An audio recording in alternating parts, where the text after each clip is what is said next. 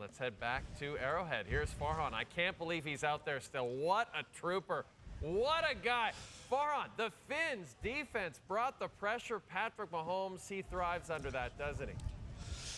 Yeah, he absolutely does. And by the way, Jay, you should be here. Like, there's room right here for you in this weather. But, you know, when you look at how they tried to handle Patrick Mahomes, if they weren't blitzing, he had absolutely all day to throw the football. And then when they did bring pressure, he absolutely sliced and diced it. And you saw it during the second quarter. There was a drive where they brought 7, 5, and 6-man pressure, 3 out of 4 plays, and he was able to complete slants inside, make plays. You saw that over route to Rashee Rice, which set up a score on 3rd and long.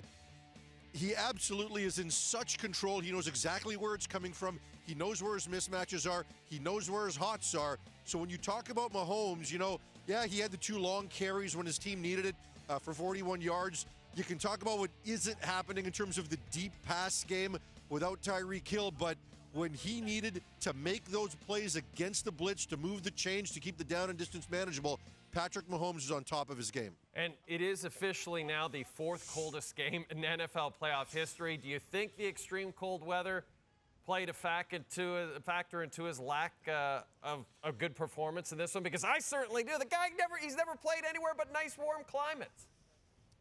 Yeah, you know, I think it did. And I think this is one of those games for the Dolphins where they needed to have some early success, because when you fall behind, that's when you start feeling the cold. And from Tua's perspective, he led the league in passing this year, but, you know, his big thing is he's got to be able to get the ball out of his hands quick. And from Kansas City's perspective, they said, look, we want him to hang on to the ball. And every time he had to hang on to it a bit longer and pat it a couple of times, that's when the problems occurred. That's when the sacks happened. That's when the interceptions happened. So, you know, they didn't even complete a 3rd down or convert a 3rd down until midway through the 4th quarter. He just looked uncomfortable. Luke talked about it earlier that at one point when the run game wasn't going, they tried to get into the screen game, counting on some of their speed players to be able to make some of Kansas City's defenders miss. They just didn't miss a tackle.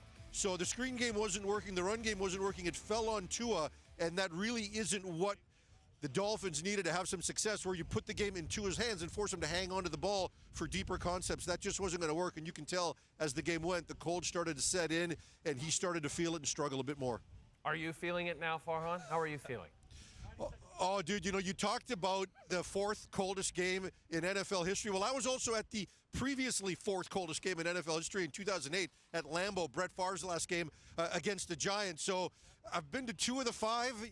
It's not good for me. I'm from Vancouver. I'm not from Southern Ontario, where you're used to this colder from the prairies.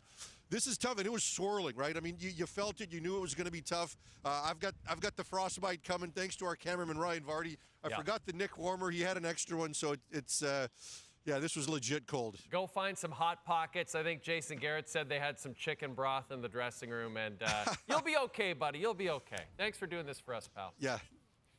Take care. Next time, you better be here. Don't be soft. I like that.